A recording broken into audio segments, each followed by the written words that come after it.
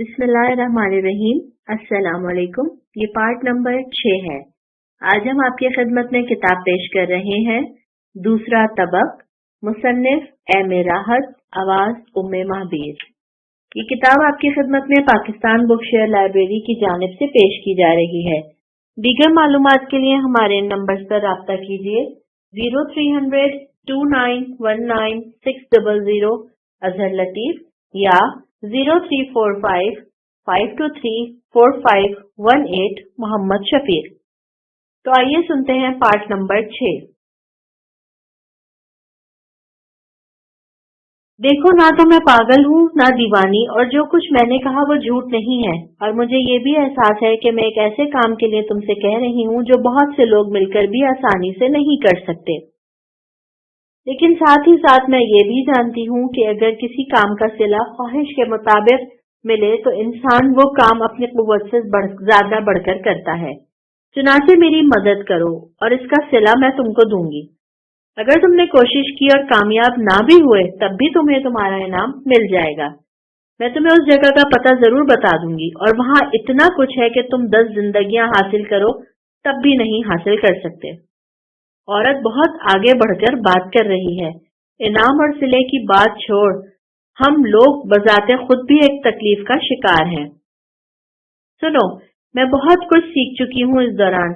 शायद तुम्हें दौरान गुफ्तगू ये बात मैंने नहीं बताई कि मेरा आका डॉक्टर आर्थर, हमारा विच डॉक्टर, कालों का मसीहा, मुझे बड़ी अहमियत देता रहा है और मेरे शौहर मोंटा को भी। और उसने हमें जड़ी बूटियों के ऐसे राज बताए हैं कि हम बहुत सी बीमारियों का इलाज खुद भी कर सकते हैं। हर तरह के लालच दे रही है ये औरत। अजीम आका, लेकिन जरा इसकी बात सुन तो लो। जरा उससे पूछो तो सही कि अगर हम फर्ज करो उसकी आकाजादी की तलाश में निकल भी पड़े तो उसे कहाँ से पा सकते हैं। फ्रेंड ने किसी खास ख्याल के तहत कहा। खजाने की बात सुनकर उसके दिल में ये तस्वर उभरा था कि मुमकिन है बूढ़ी सच ही कह रही हो और ऐसा कोई काम हो ही जाए। तो औरत ने कहा, और वो जगह जो दरियाए सनगानिया के किसी पुरस्कार गोशे में वाक़ है, तलाश करने से मिल सकती है, क्योंकि हवाला सनगानिया का है और जहां तक ये दरिया जाता है हम उस सिम सफर कर सकते हैं कि कहीं ना कहीं उसे पा ही लेंगे। और तू क्या वो सिम जानती है? जिधर यानी दरिया तो दो रुख का होता है ना, हम उसके चढ़ाव पर भी जा सकते हैं और जिधर से वो आता है उधर भी। तो तेरा ख्याल किस तरफ है? चढ़ाई की तरफ, क्योंकि जैसा कि मैंने तुम्हें बताया है कि अजीम आका, यहाँ कालों के मसीहा का घोंसला भी उसी जानिब है, यानी वो कराल दरिया के साथ साथ। और मैंने सफेद भेड़िए को दरिया के चढ़ाव की तरफ जाते ही देखा है, गोया अपने घर की तरफ। और बात वजनदार थी और समझ में आती थी, और ये भी हकीकत थी कि बूढ़ी औरत की बातों से नादिर की आंखों में एक चमक पैदा हो गई थी। और जिस तरह दिन का उजाला आहिस्ता आहिस्ता आसमान की बुलंदियों से नीचे उतर रहा था, उसी तरह एक रोशनी नादिर के जहन में भी फैल रही थी। बज़ाहिर इसका तजुर्बा कहता था कि बूढ़ी औरत के अल्फाज गलत नहीं हैं, और उसने जिन गहराइयों वालों का तस्करा किया था, अगर वाकई वहां तक रसाई हासिल हो सके तो हो सकता है कि कुछ काम बन जाए। और फिर उसे याद आया जो शायद फ्रेंड को याद ना रहा था। फ्रेंड्स ने अपनी माँ शरूका का तस्करा किया था, जिसने ख्वाब में से बताया था कि उनकी आरजू पूरी होने का जरिया कोई औरत बनेगी। तो क्या वाकई फ्रेंड का ख्वाब सच्चा था और उसकी माँ शरूका ने सही निशानदेही की थी? ये बात जरा सोचने वाली थी। और सुबह को नाश्ते के लिए अशिया मुहैया करते हुए फ्रेंड को भी यही याद आ गया और उसने हैरानी से कहा, अजीम आका, क्या तुम्हें कुछ याद आ रहा है? क्या? नादिर ने सवाल किया। वो जो तुमने मुझे जगाया था और मैंने तुमसे कहा था अपनी माँ शरूका के ख्वाब के बारे में। और क्या मैंने ये तुम्हें नहीं बता दिया था कि मेरी माँ ने कहा है कि हमारे मकसद की तकमील एक औरत के जरिए होगी? हाँ, मुझे याद है। और क्या एक ऐसी औरत हमारे दरमियान नहीं आ गई जिसने हमें कुछ उम्मीदें दिलाई हैं? हाँ, कहा तो जा सकता है, कहा नहीं जा सकता, बल्कि ये तो एक सच्चाई है। आह, अब तो मेरा दिल बड़ा मजबूत हो रहा है। तुम खुद सोचो, میری ماں نے زندگی میں بھی کبھی کسی سے جھوٹ نہیں بولا اور سچائیوں سے دور نہیں رکھا، تو کیا موت کے بعد وہ اپنے بیٹے کو کوئی غلط بات بتائے گی؟ سوال یہ پیدا ہوتا ہے فرینڈ کہ ہمیں کیا کرنا چاہیے۔ میں بتاؤں عظیم آقا، بہتر تو یہ ہوگا کہ ہم اس عورت کے مقصد کے حصول کے لیے کوشش کریں۔ ویسے بھی ایک ایسی لڑکی کی زندگی بچانا ضروری ہے جو برے لوگوں کے چنگل میں پھنس گئی ہے اور شاید برائیوں کی طرف دھکیلی جا رہی ہے۔ نادر سوچنے لگا۔ فطرتاً وہ بہت پرعزم نوجوان تھا، اس میں کوئی شک نہیں کہ حالات کے زخم اسے مضطرب کرتے رہا کرتے تھے۔ اور پھر سب سے بڑی بات تو قیصر حیات کی جدائی تھی، جو اس کا زخم اس کا بازو تھا، جو اس کا جسم کا اس کا بازو تھا، اور قیصر حیات نے یہ بھی کہا تھا کہ وہ اپنے وجود کو اس کے وجود میں ضم کر رہا ہے۔ مقصد یہ تھا کہ اب اس کی ذمہ داریاں بھی اسے ہی سنبھالنی پڑیں گی۔ اگر کوشش کر لی جائے تو کوئی حرج نہیں ہے۔ جبکہ عورت ایک گوشے میں بیٹھی ہوئی اونگ رہی تھی، نہ جانے وہ کتنی راتوں کی جاگی ہوئی تھی۔ نادر نے فرینڈ سے کہا، اور اپنا سامان میں سمیٹ رہا ہوں، کیا تو اپنا بھالا لے کر شکار تلاش کرے گا؟ اب تو ہمیں 3 آدمیوں کی خوراک درکار ہوگی۔ اس کے لیے تم فکر ہی نہ کرو دوست، میں نے ہرنوں کی ایک ڈار دیکھی تھی جو ہماری اس مکھی گاہ کے عقب سے کلاچے بھرتی ہوئی نکل گئی تھی۔ تو پھر کوشش کر، اور کیا میں ہرن ڈھونڈنے کی تیاری کروں؟ دفتنی فرینڈ مسکرا دیا، بولا، ہرن بہت تیز ہوتے ہیں عظیم آقا، لیکن آؤ ایک جادو کا کھیل کھیلتے ہیں۔ کیا؟ اگر میں ہرن لے آتا ہوں تو سمجھ کے ہمارا مقصد پورا ہو جائے گا، اور اگر کوئی ہرن میرے ہاتھ نہیں آتا تو ہم اس مسئلے کو اپنی زندگی کا ایک ناکام مرحلہ قرار دے دیں گے۔ نہیں، ایسا نہ کہہ فرینڈ، کیونکہ بہر طور ہم اس عورت کو مایوس نہیں کر سکتے۔ وہ ایک الگ بات ہے، لیکن اپنے دل میں ہم یہ تصور کیے لیتے ہیں۔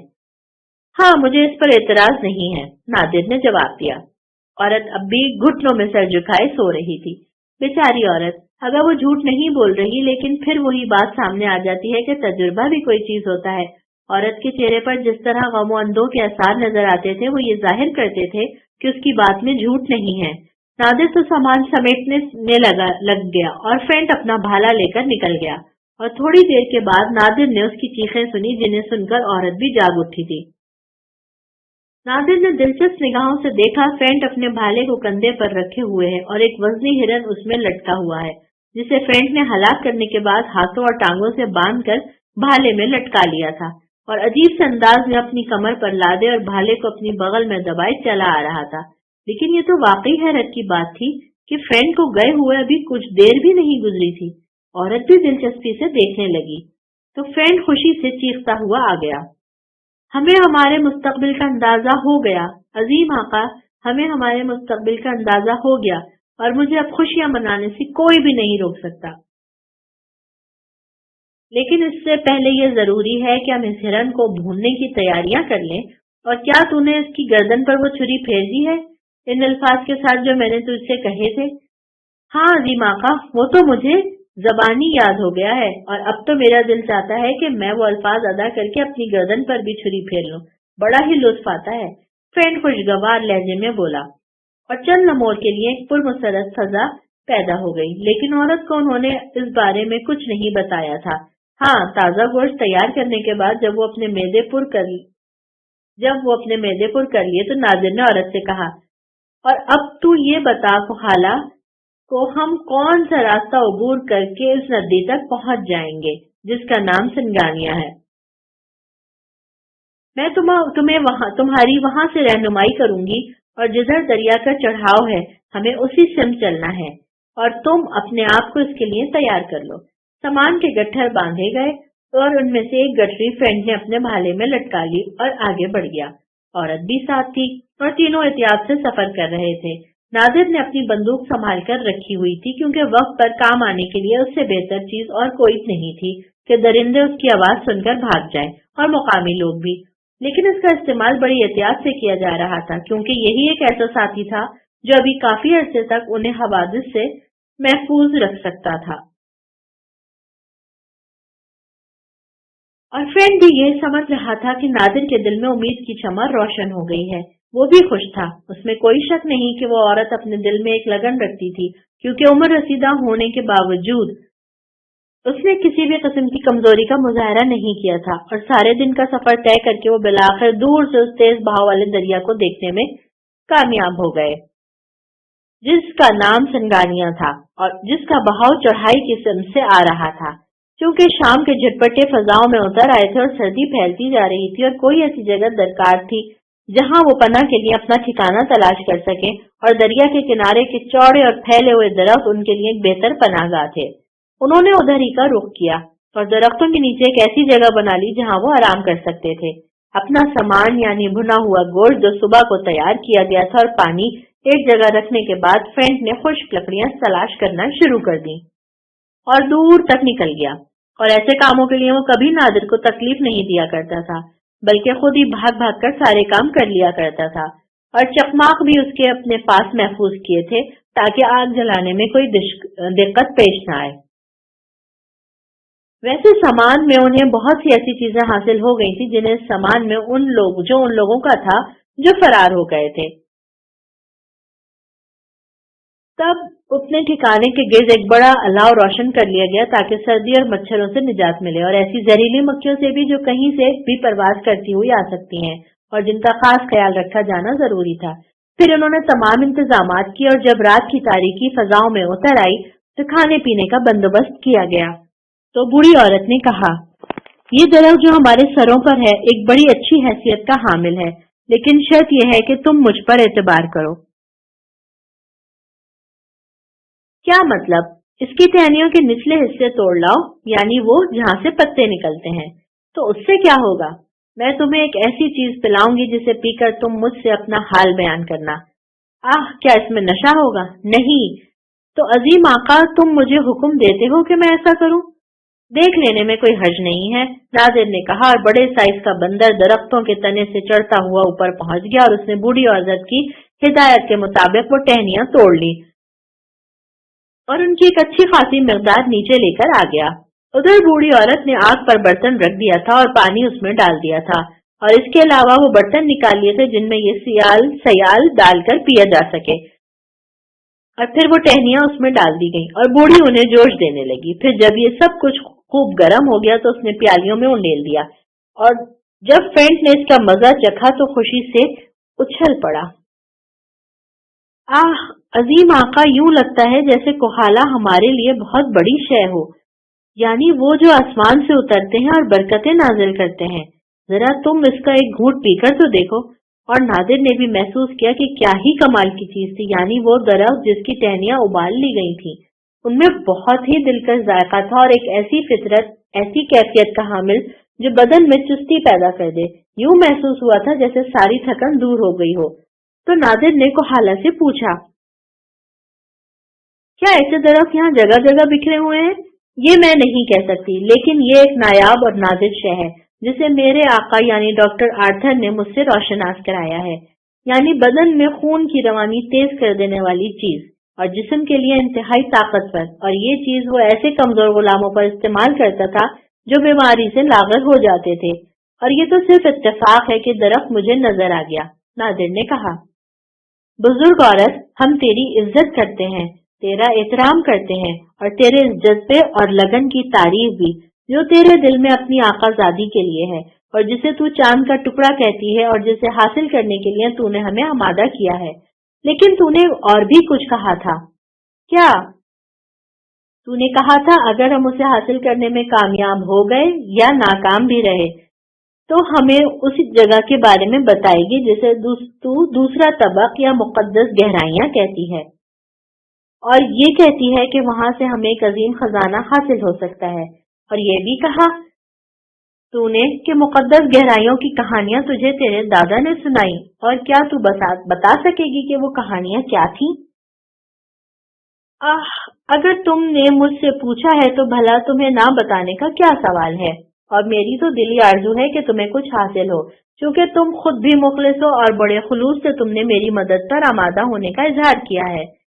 اور باقی بہت سی باتیں تو ہم تقدیر پر چھوڑ دیتے ہیں کہ جو کچھ بھی تقدیر فیصلہ کرتی ہے وہی ہوتا ہے، لیکن وہ جو نمک حلال تھے اور جنہوں نے ڈاکٹر آرتھر کی عنایتوں سے فائدہ اٹھایا تھا سب منہ موڑ گئے، لیکن تم نے ایسا نہ کیا، جبکہ تم پر ان کا کوئی احسان بھی نہیں تھا۔ میں تم سے بے حد متاثر ہوں اور ضروری ہے ان کے بارے میں بتاؤں جو گہرائیوں والے کہلاتے ہیں۔ وہ خاموش ہو کر کچھ سوچنے لگی، جیسے فیصلہ کر رہی ہو کہ اسے کہاں سے گفتگو کا آغاز کرنا چاہیے، اور یہ لوگ بھی منتظر تھے اس بات کو جاننے کے لیے کہ مقدس گہرائیوں کا خزانہ کیا حیثیت رکھتا ہے۔ آیا وہ حقیقت بھی ہے یا پھر ایک فرضی کہانی جو کوئی بھی بوڑھا دادا اپنے پوتے یا نانا اپنی نواسیوں کو سنا سکتا ہے؟ کوہالا نے کچھ لمحوں کے بعد گردن اٹھائی اور بولی، میں نے اپنی تمام تر یادداشت مجتمع کر لی ہے اور اسی یادداشت کے سہارے میں تمہیں ان کی یادداشت سنا رہی ہوں جو گہرائیاں والے ہیں اور جن کا قیام دوسرے طبق میں ہے۔ اور جب تم اس سمت کا سفر کرو گے جہاں 3 سروں والی پہاڑیاں نظر آتی ہیں اور یوں محسوس ہوتا ہے جیسے وہ سب ایک دوسرے کو دیکھ رہے ہوں، تو ان کے درمیان یعنی اس طویل پہاڑی سلسلوں میں ایک دائرہ تمہیں نظر آئے گا، اور جب تم ایک درہ تمہیں نظر آئے گا، اور جب تم اس درے سے گزر کر دوسری طرف پہنچو گے تو تمہیں یوں محسوس ہوگا جیسے ایک عجیب و غریب سرزمین میں داخل ہو گئے ہو، یعنی گہرائیوں کے نیچے تمہیں مزید گہرائیاں نظر آئیں گی جن پر زمین کی چھت ہے، یعنی ان گہرائیوں میں اترتے چلے جاؤ اور بہت دور تک چلے جاؤ اور تمہارے سروں پر ایک چوڑی چھت ہو جیسے آسمان، اور جب یہ گہرائیاں ختم ہو جائیں تو آسمان کی بلندیاں بڑھ جائیں اور اس طرف تمہیں ایسے لوگ آباد نظر آئیں گے جو عام لوگوں سے ذرا مختلف ہوتے ہیں، یعنی جہاں کوہر چھایا رہتا ہے اور جو عظیم الشان برف کے پہاڑوں کے دامن میں واقع ہے۔ ان لوگوں کے قد عام لوگوں کے قد سے زیادہ بلند ہوتے ہیں اور یہ لوگ بڑے ظالم ہوتے ہیں اور انہیں کافر کہا جاتا ہے، اور کافروں کے درمیان میں رہنے والی عورتیں بے حد خوبصورت ہوتی ہیں اور ان میں ایک عجیب طرح کی مقناطیسی کشش ہوتی ہے۔ وہ جگہ گہرائیاں کہلاتی ہے، یعنی زمین کا دوسرا طبق، اور اس قوم کی تاریخ صدیوں کے دبیز پردے میں پوشیدہ ہے۔ البتہ یہ لوگ ایک بے حد قدیم تصور کو پوچھتے ہیں، یعنی ایک ایسا ہیبت ناک تصور جسے دیکھ کر انسانی آنکھ خوف سے بند ہو جائے، اور اس تصور کو انہوں نے اپنی عبادت گاہ میں سجا دیا ہے، یعنی ایک پتھر کے مجسمے کی شکل میں، اور اس کے قدموں میں وہ انسانی زندگیوں کی قربانیاں دیتے ہیں، اور اس کے ساتھ ساتھ ہی اس عبادت گاہ کے قدموں میں ایک زبردست گہرا کنواں ہے، اور اس کنویں کے اندر نیچے پانی کے سوتے کھلے ہوئے ہیں، یعنی ایک طویل رقبے میں، اور اس میں ایک غار بھی ہے جو خشک غار ہے، اور اس غار میں وہ رہتا ہے جسے وہ اپنا مقدس دیوتا مانتے ہیں، اور وہاں کی داستانوں کے مطابق کہا جاتا ہے کہ اس مقدس دیوتا کی عمر ہزاروں سال ہے، یعنی اس وقت سے پہلے وہ وہاں موجود ہے جب گہرائیوں والے وہاں آباد ہی نہیں ہوئے تھے، اور وہی ان کا رہنما ہے کیونکہ اسے کسی آنکھ نے نہیں دیکھا بلکہ صرف محسوس کیا ہے، اور وہ چیختا ہے اور طلب کرتا ہے انسانی زندگیوں کو، اور جب اسے خون اور انسانی جسموں کی بھیٹ دے دی جاتی ہے تو وہ مطمئن ہو جاتا ہے، اور گہرائیوں میں رہنے والے اس کی برکتوں سے بہرہور ہوتے ہیں۔ یہ بات تو سمجھ میں آ گئی کہ زمین کے دوسرے طبق میں قوم آباد ہے جو گہرائیوں والی کہلاتی ہے، لیکن تم نے تو کچھ اور بھی کہا تھا بزرگ خاتون، نادر نے کہا۔ ہاں، تم واقعی وہ بات کر رہے ہو جو تمہیں کرنی چاہیے، یعنی یہ کہ وہاں خزانے کا کیا تصور ملتا ہے۔ تو سنو میرے دلیر نوجوانوں، چھوٹے ہاتھی اور روشنی والے، بات یوں ہے کہ ان آبادیوں کے مقدس پیشوا صرف انسانوں کی بھیٹ ہی اپنے دیوتا پر نہیں چڑھاتے، بلکہ وہ چمکنے والے روشن پتھر جو رات کی تاریکیوں میں دن کا منظر پیش کر دیتے ہیں اور اس دیوتا کی نظر کرتے ہیں، اور ہوتا یوں ہے کہ اس کے ذریعے وہاں روشنی پھیل جاتی ہے، اور یہ پتھر بہت بڑے بڑے اور بہت چھوٹے چھوٹے بھی ہوتے ہیں، اور غالباً دریا کی تہہ سے نکالے جاتے ہیں، اور یا اس جگہ سے جہاں پانی بہتا ہے، کیونکہ پانی کی رگڑ انہیں مختلف شکلوں میں تراش دیتی ہے، اور پھر وہاں کے لوگ اپنے دیوتا پر ان پتھروں کا چڑھاوا دینے کے لیے انہیں خشک ندیوں سے کھود کر نکالتے ہیں، لیکن اس جگہ سے صرف وہاں کے مقدس پیشوا ہی واقف ہوتے ہیں۔ ان پتھروں کے ساتھ اور بھی مختلف پتھر نکلتے ہیں جن کے مختلف رنگ ہوتے ہیں۔ ہر سال شہر کے محنت اور مقدس پیشوا ان پتھروں کو نکالنے کی مہم سر انجام دیتے ہیں और उनमें जो सबसे बड़ा पत्थर होता है वो उस लड़की के माथे पर बांध देते हैं जो देवता पर भेंट चढ़ाई जाने वाली होती है। बाद में इस लड़की को भेंट चढ़ाए जाने से कुछ देर पहले ये पत्थर उसके माथे पर से खोल कर एक खुफिया मकाम पर रख दिया जाता है और इस खुफिया मकाम में ये सारे पत्थर जमा हैं और सदियों से जमा होते चले आ रहे हैं। चुनाचे वहां इन पत्थरों का इतना बड़ा जखीरा है जिसका तस्वुर भी करना मुमकिन ना हो। और इसके अलावा इस बुद्ध की आंखें भी उन्हीं पत्थरों की हैं जिनकी वो पूजा करते हैं। और रोशनी वाले वहां ये रिवायत मशहूर है कि जमाना कदीम में ये देवता जो मौत, अंधेरे और शैतानी कुव्वतों का देवता है, अपनी माँ को कत्ल करके देवता बना था, क्योंकि उसकी माँ एक बहुत बड़ी जादूगरनी थी, लेकिन अमन की देवी कहलाती थी।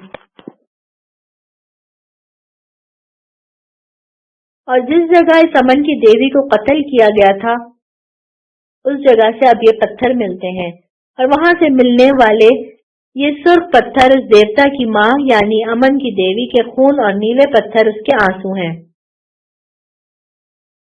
और ये आंसू उसने अपने बेटे के सामने रहम की दरखास्त करते हुए बहाए थे। चुनाचे देवी यानी मुकद्दस देवता की माँ, ये सुर्ख पत्थर जो उसका खून है, असल में उस देवता को खुश करने के लिए उसकी नजर किए जाते हैं और उस वक्त तक ये पत्थर उसकी नजर किए जाएंगे जब तक कि उसकी माँ दूसरी जिंदगी हासिल ना कर ले और वो वापस आकर उस देवता की कुव्वतों का खात्मा न कर दे।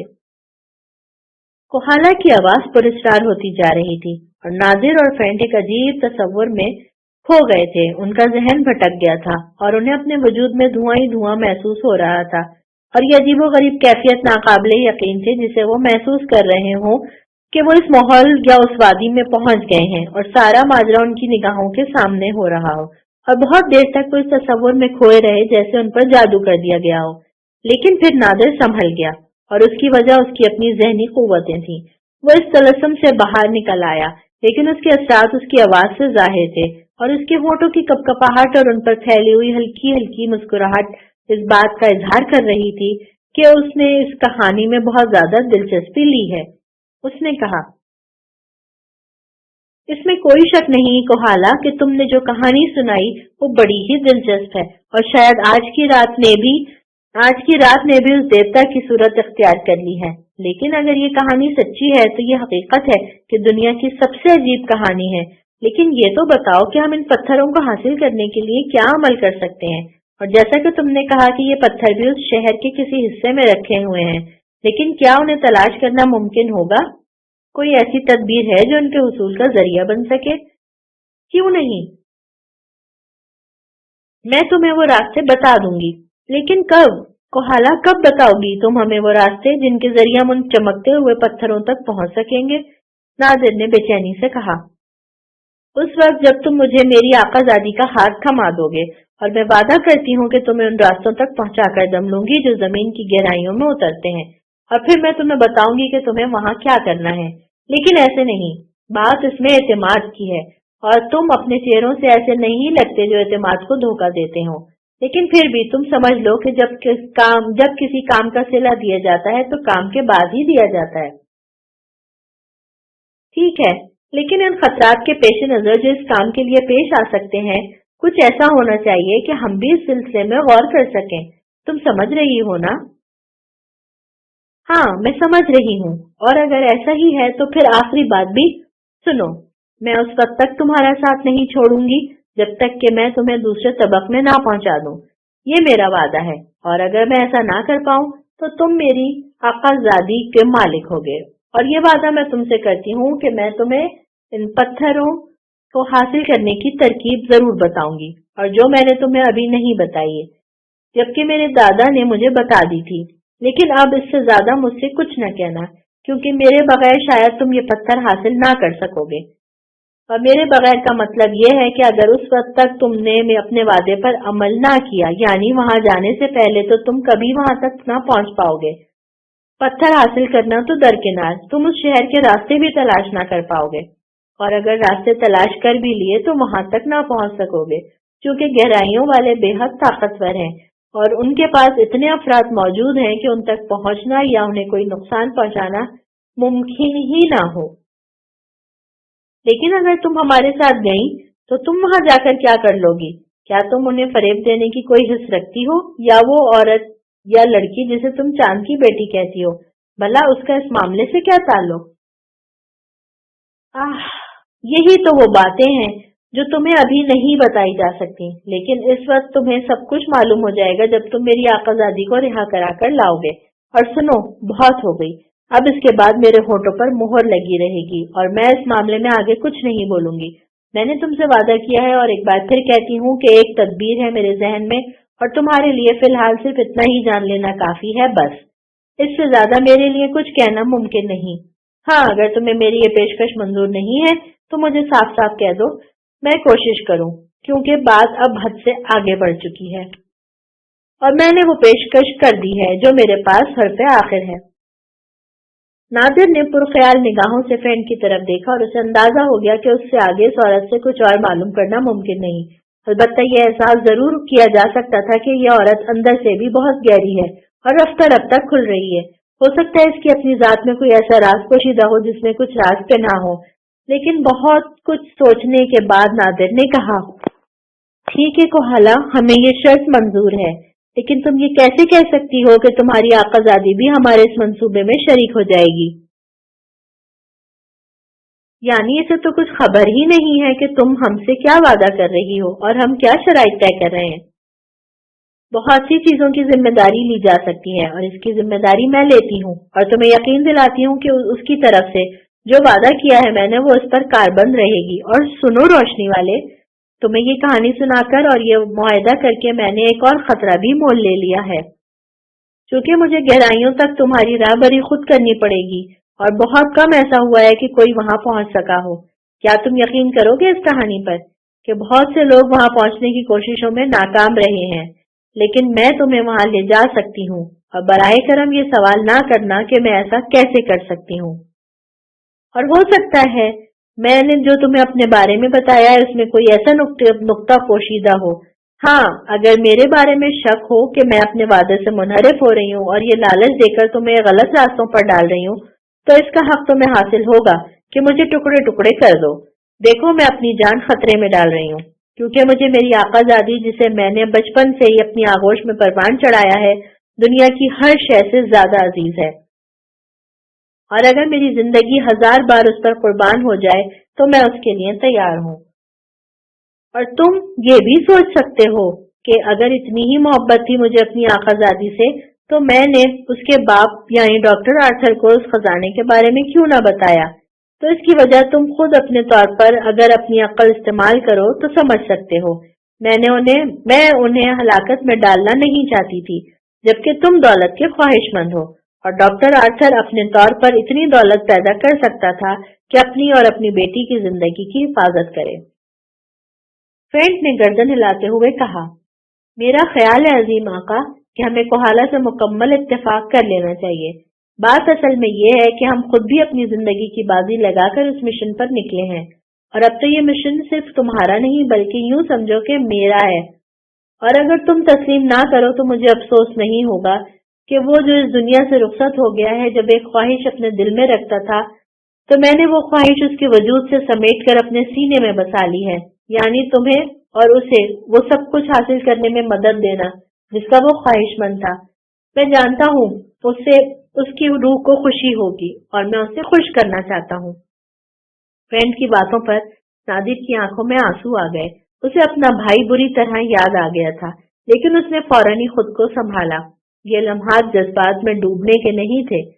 تب اس نے کوہالا سے کہا، کوہالا، ہمیں تمہاری تمام شرائط منظور ہیں اور ہم پوری ہمت اور محنت کے ساتھ تمہاری آقازادی کو ٹورناڈو کے قبضے سے نکالنے کی کوشش کریں گے۔ اگر میری آقازادی مجھے مل جاتی تو تم یہ سمجھ لو کہ اس کائنات میں مجھے کسی اور شے کی ضرورت باقی نہیں رہتی، اور اس کے بعد یہ کائنات میں تم پر نثار کر دوں گی، یعنی وہ جو میں کر سکتی ہوں۔ لیکن اس کے لیے ہمارے پاس زیادہ وقت نہیں ہے۔ ہمیں اپنے سفر کا آغاز کر دینا چاہیے تاکہ ہم جس طرح بھی ممکن ہو سکے اس وقت سے پہلے سفید بھیڑیے تک پہنچ جائیں کہ کہیں وہ آقازادی کو کسی اور کے ہاتھوں تک نہ پہنچا دے۔ تو اس کے لیے تمہیں جلد از جلد اپنے سفر کا آغاز کر دینا چاہیے۔ تھوڑی سی تیاریاں درکار ہیں اور بس اس کے بعد تو یوں سمجھ کو حالا کہ ہم برق رفتاری سے اپنی منزل کی جانب رواں ہو جائیں گے، کیونکہ ایک سمت کا یقین ہے، یعنی دریا کے چڑھاؤ پر، اور کسی بھی جگہ وہاں اس کی موجودگی کا امکان۔ جیسے ہی تنہائی میں موقع ملا، نادر نے فرینڈ سے کہا، فرینڈ، اس عورت کے بارے میں تیرا کیا خیال ہے؟ پارٹ نمبر 6 یہاں اختتام پذیر ہوا۔ کتاب دوسرا طبق، کتاب کا بقیہ حصہ پارٹ نمبر 7 میں سماعت کیجیے۔